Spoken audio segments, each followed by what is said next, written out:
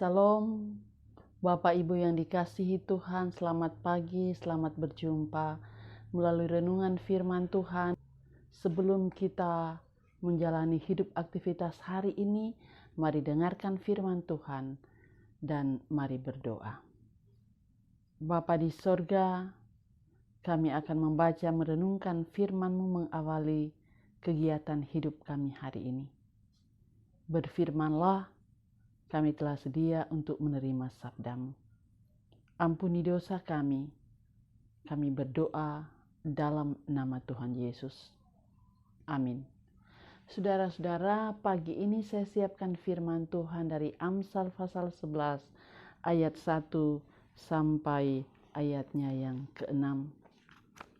Amsal 11 ayat 1 sampai ayat 6 firman Tuhan berbunyi demikian. Neraca serong adalah kekejian bagi Tuhan, tetapi Ia berkenan akan batu timbangan yang tepat. Jikalau keangkuhan tiba, tiba juga cemooh, tetapi hikmat ada pada orang yang rendah hati. Orang yang jujur dipimpin oleh ketulusannya, tetapi pengkhianat dirusak oleh kecurangannya. Pada hari kemurkaan harta tidak berguna, tetapi kebenaran melepaskan orang dari maut. Jalan orang saleh diratakan oleh kebenarannya, tetapi orang fasik jatuh karena kefasikannya. Orang yang jujur dilepaskan oleh kebenarannya, tetapi pengkhianat tertangkap oleh hawa nafsunya. Saudara-saudara, demikian firman Tuhan. Yang berbahagia setiap orang yang mendengarkan firman Allah dan memelihara di dalam hidupnya. Saudara-saudara, kita renungkan firman Tuhan dengan satu tema, harga kejujuran. Tema ini saya angkat masih dalam kesinambungan dari tema kita sepanjang minggu ini, hidup dalam hikmat Tuhan. Dan salah satu cara hidup melalui hikmat Tuhan ialah kejujuran.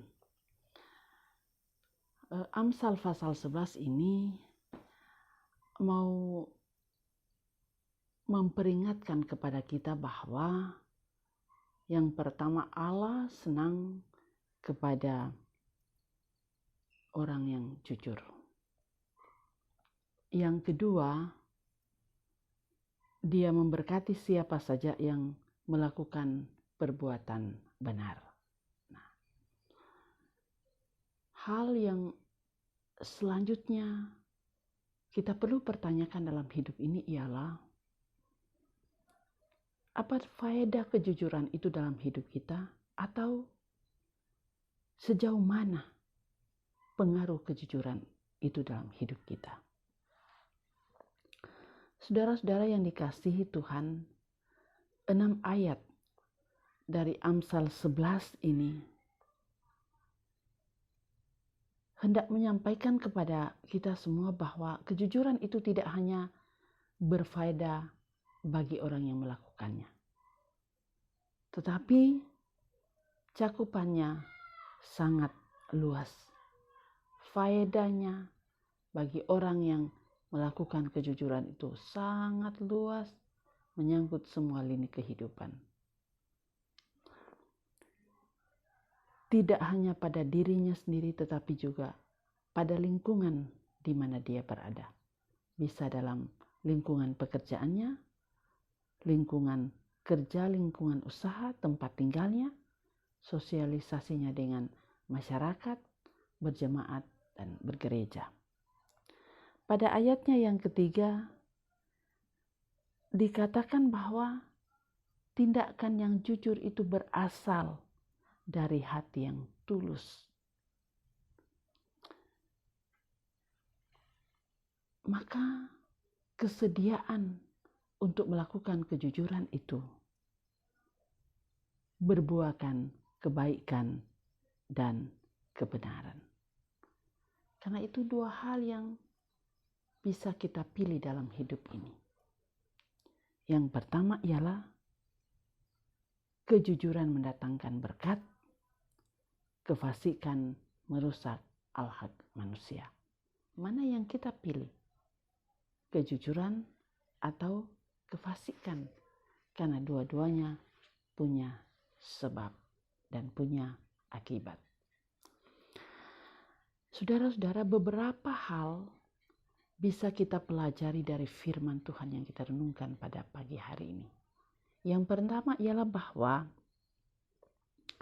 komunitas apapun yang ada di dunia ini, lingkungan kerja, lingkungan usaha, keluarga, masyarakat, gereja, tidak akan pernah maju, tidak akan pernah berkembang jika tidak dibangun di atas dasar kejujuran satu dengan yang lain.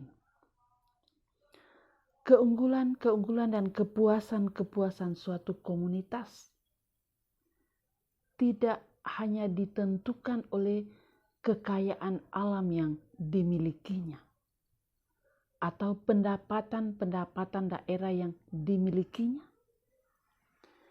tetapi kepuasan itu pasti ada jika dalam komunitas itu sendiri dibangun relasi-relasi berdasarkan kejujuran, kerja keras, dan kepercayaan.